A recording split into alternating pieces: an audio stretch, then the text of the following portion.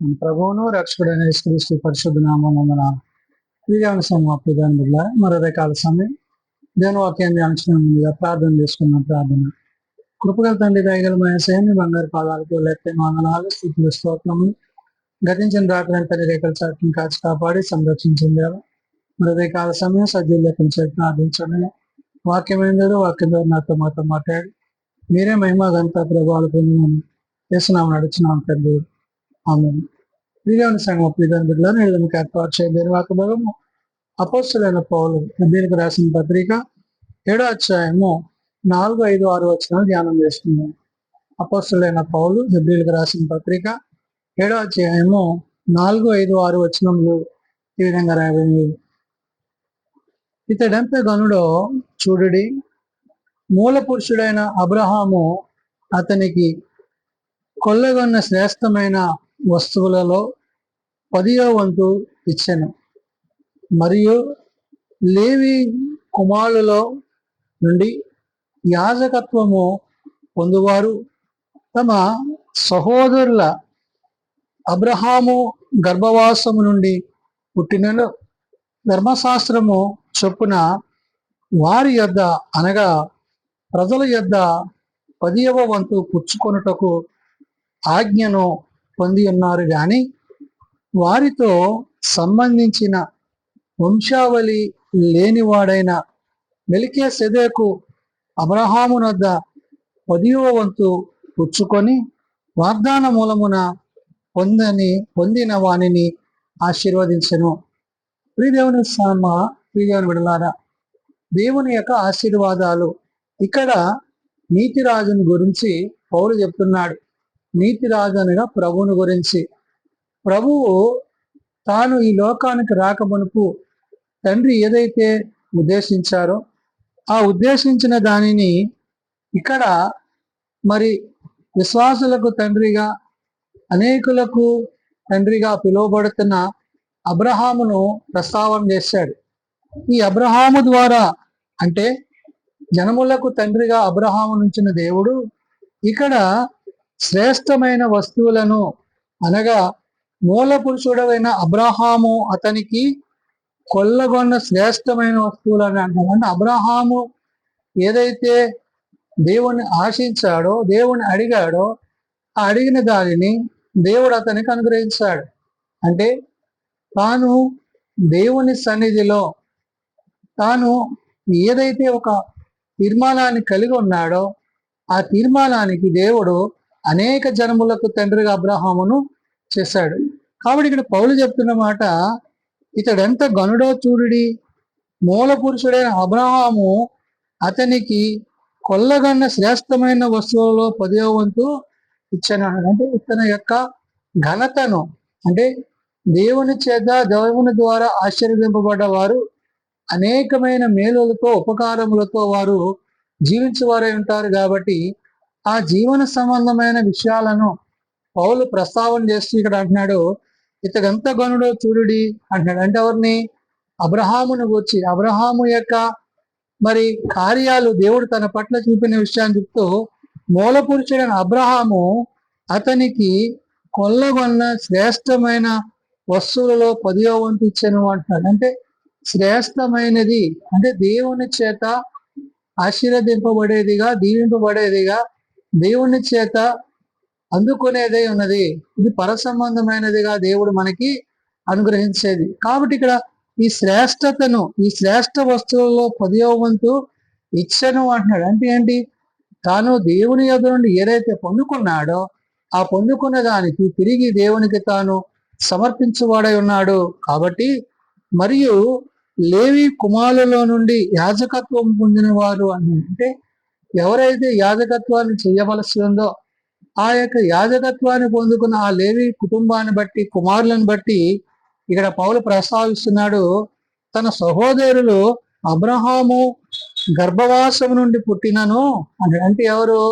ఈ లేవి వంశస్థులు. అబ్రహాము అంటే విశ్వాసులకు తండ్రిగా, అనేక జనములకు తండ్రిగా ఉన్న అబ్రహాముని ఇక్కడ మరొకసారి పౌలు ప్రస్తావన చేశాడు. అందుకని అంటున్నాడు, మరియు లేవి కుమారులలో నుండి యాజకత్వం పొందువారు తమ సహోదరులు అబ్రహాము గర్భవాసం నుండి పుట్టినను అని అంటే అబ్రహాము గర్భవాసం అంటే మరి ఈ లేవి వంశానికి కూడా అబ్రహామే తండ్రి అయి ఉన్నాడనే విషయాన్ని గుర్తు చేస్తూ ధర్మశాస్త్రము చొప్పున వారి యొద్ద అంటే దేవుడు ఏదైతే తాను చేయని ఉద్దేశించాడో ఆ యొక్క తీర్మానాన్ని ఆ యొక్క ఉద్దేశాన్ని ఆ ధర్మశాస్త్ర సంబంధమైన విషయాలను ఇక్కడ పౌలు ప్రస్తావన్నాడు.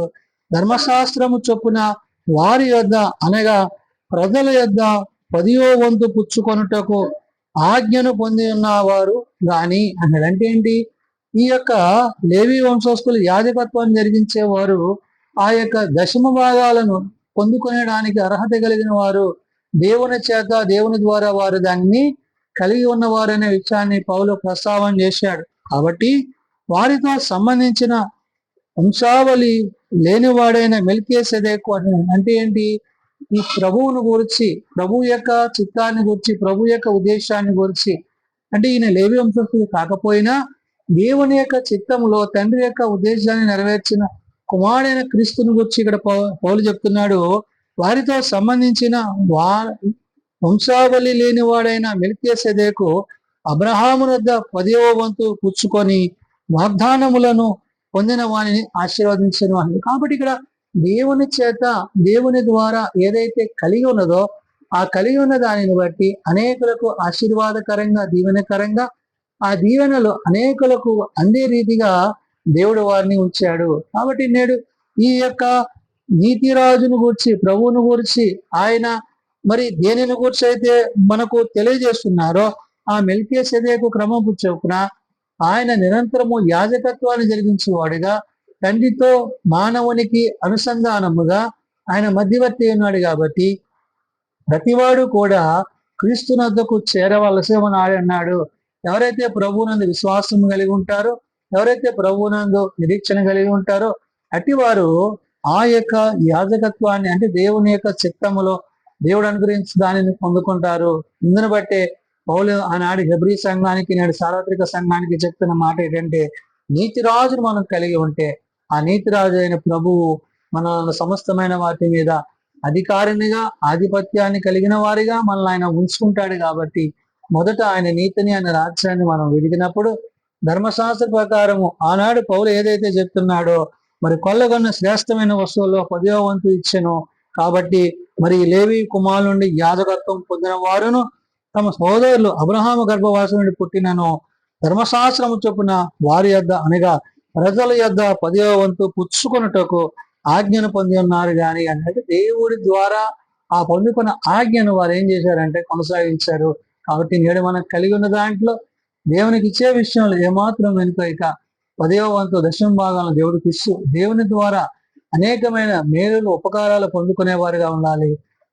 ఆ యొక్క విధానములో ఆనాడు అబ్రహామును దేవుడు ఆశీర్వదించి దీవించి మరి అనేక జనములకు తండ్రిగా ఆయన ఎలాగైతే చేశాడో మరి ఆయన నుండి లేవి వంశస్థులను ఆ తర్వాత అపోస్తులను దేవుడు తాను ఏర్పరచుకున్న శిష్యులను ఇలాగా ప్రతివారిని గురించి చెప్తా అంటున్నాడు.